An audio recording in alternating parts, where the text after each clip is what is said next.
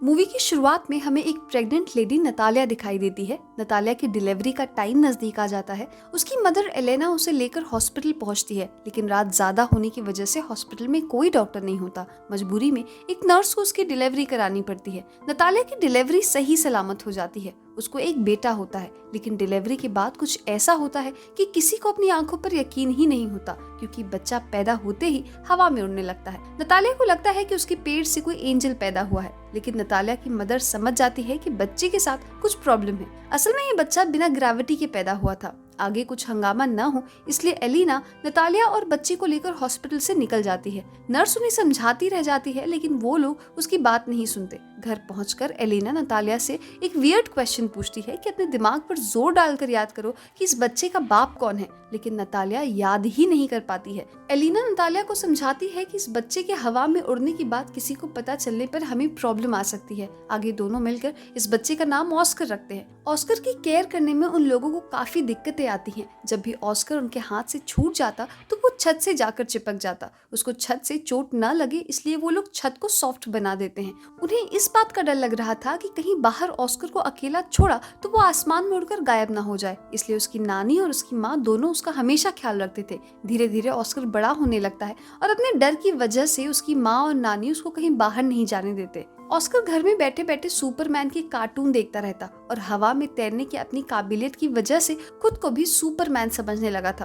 वो अपने मॉम और नानी से पूछता है कि उसे बाहर क्यों नहीं जाने देते, लेकिन वो दोनों उसकी बात को अनसुना कर देते थे। ऑस्कर खिड़की से दूसरे बच्चों को खेलते देखकर खुद भी उनकी तरह जिंदगी देखने के सपने देखता रहता। एक दिन ऑस्कर चुपके से घर के बाहर जाने की कोशिश करता है, लेकिन उसकी नानी उसे देख लेती है और गुस्से में घर की सारी खिड़कियों को सील कर देती है। एलिना उसको समझाती है कि उसका घर से बाहर जाना रिस्की है, उसे पढ़ाई भी घर पर ही रहकर करनी है, लेकिन नतालिया को ये सब अच्छा नहीं लगता। उसे लगता है कि ऑस्कर को हमेशा घर के अंदर कैद करके रखना सही नहीं होगा, इसलिए वो एलिना की बात न मानकर ऑस्कर के पॉकेट में 2 भारी पत्थर रखकर उसे बाहर ले जाती है और उसको ये भी समझाती है कि वो अपने हवा में उड़ने की बात किसी को नहीं बताएगा, वरना उसकी हवा में उड़ने की शक्ति खत्म हो जाएगी। एक दिन ऑस्कर नतालिया के साथ मार्केट जाता है। वहाँ वो एक बच्ची एकता से टकरा जाता है, जिससे एकता का सारा सामान गिर जाता है। वो गुस्से में ऑस्कर के ऊपर चिल्लाने लगती है और उसको पनिशमेंट के तौर पर पानी की 2 बोतल देकर अपने घर तक पहुंचाने के लिए बोलती है। पहले तो ऑस्कर ऐसा करने से मना कर देता है, लेकिन बाद में एकता के इंसिस्ट करने पर वो अपनी मॉम को बिना बताए उसके साथ चला जाता है। लेकिन 2 बोतल हाथ में लेने से उसे काफी भारी महसूस होने लगता है, क्योंकि उसके जेब में पहले से ही पत्थर भरे हुए थे। इसलिए वो अपनी पॉकेट से उन दोनों पत्थरों को निकाल कर फेंक देता है। अब वो दोनों बात करते हुए एकता के घर के लिए जाने लगते हैं और रास्ते में उन दोनों की फ्रेंडशिप हो जाती है। घर पहुंचकर एकता ऑस्कर से पानी की बोतल मांगती है, लेकिन ऑस्कर पानी की बोतल देने से इनकार कर देता है, क्योंकि उसके बोतल देते ही वो हवा में उड़ जाएगा। लेकिन एकता को कुछ पता नहीं था, इसलिए वो ऑस्कर से बोतल छीन लेती है। एकता की बोतल छीनते ही ऑस्कर हवा में उड़ जाता है, लेकिन ऊपर छत होने की वजह से वो छत पर ही अटक जाता है। एकता ये सब देखकर सरप्राइज हो जाती है और सुपरमैन सुपरमैन चिल्लाने लगती है। ऑस्कर उससे हेल्प मांगता है और उसे तरीका बताता है कि कैसे वो जमीन पर वापस आएगा। ये सुनकर एकता फौरन घर के अंदर जाकर पत्थरों से भरा पिंक कलर का एक बैग लेकर आती है। उनका ये प्लान सक्सेसफुल होता है और ऑस्कर नीचे आ जाता है। अब दोनों बेस्ट फ्रेंड बन जाते हैं। ऑस्कर एकता से प्रॉमिस लेता है कि तुम ये बात हमेशा सीक्रेट रखोगी। दूसरी तरफ नतालिया और एलिना ऑस्कर को खोज खोज कर परेशान हो जाते हैं। उन्हें ऑस्कर के जेब में रखे हुए पत्थर रास्ते में गिरे हुए मिले थे, इसलिए उन्हें लगता है कि ऑस्कर आसमान में उड़ गया होगा। लेकिन तभी ऑस्कर घर आ जाता है। वो अपनी मॉम नतालिया को एकता वाली बात बताता है। नतालिया ये सुनकर ऑस्कर से पूछती है कि कहीं तुमने अपनी सीक्रेट एकता को तो नहीं बता दिए, लेकिन ऑस्कर नतालिया से झूठ बोल देता है कि नहीं, उसको कुछ नहीं पता।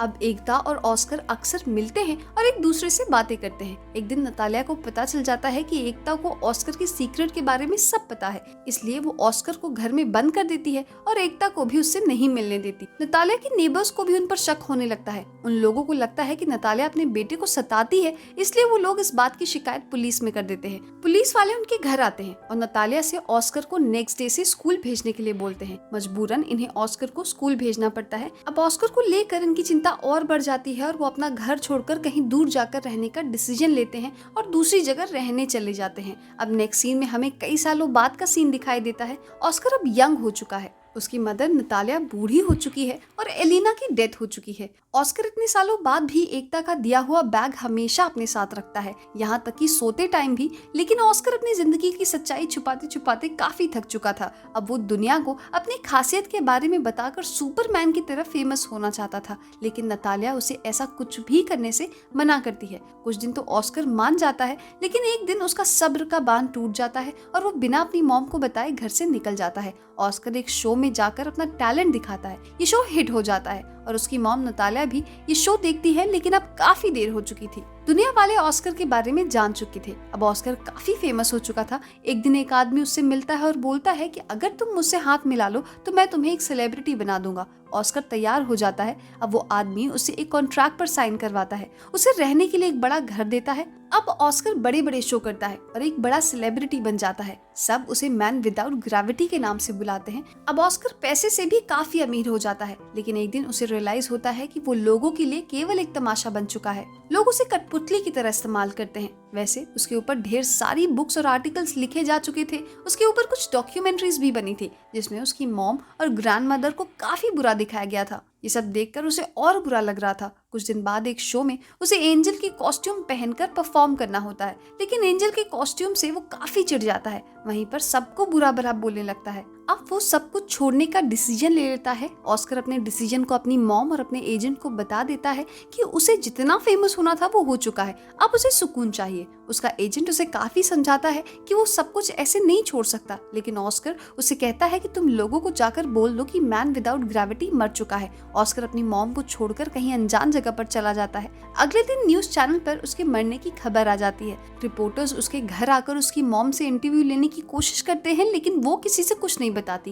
कई साल बीत जाते हैं और उसकी मॉम की भी डेथ हो जाती है। अब ऑस्कर ने अपना सीक्रेट छुपाने के लिए एक अलग नाम रख लिया है और वो व्हील चेयर पर चलता है। ऑस्कर अब होटल में रिसेप्शनिस्ट का जॉब करने लगा था। ऑस्कर अब काफी खुश रहता है। एक दिन उसे अपने बचपन की फ्रेंड एकता मिलती है। एकता उसे उसके पिंक बैग की वजह से पहचान जाती है, जिसे बचपन में खुद उसी ने ऑस्कर को दिया था। दोनों एक दूसरे से मिलकर काफी खुश हैं, लेकिन एकता अब काफी अलग नेचर की लड़की बन चुकी है। उसे ढेर सारे पैसे कमाने हैं, इसके लिए वो कॉल गर्ल का काम करती है और अपने क्लाइंट के साथ अक्सर उसी होटल में आती है जिसमें ऑस्कर काम करता है। ऑस्कर को ये सब देखकर बुरा लगता है। वो एकता को अब भी प्यार करता है। कई बार उसने अपने दिल की बात एकता से कहने की कोशिश भी की, लेकिन एकता ने जानबूझकर उसे इग्नोर कर दिया। एकता का नेचर चेंज होने की वजह भी थी क्योंकि उसने अपना बचपन काफी दुखों में गुजारा था। ऑस्कर भी उसके पास से चला गया था, लेकिन वक्त के साथ दोनों में एक दूसरे के लिए फीलिंग काफी बढ़ जाती है और दोनों एक दूसरे के प्यार में डूबकर शादी कर लेते हैं। शादी के बाद दोनों उसी घर में रहना शुरू कर देते हैं जहां उन लोगों ने अपना बचपन बिताया था और मूवी यहीं खत्म हो जाती है। Thank you for watching.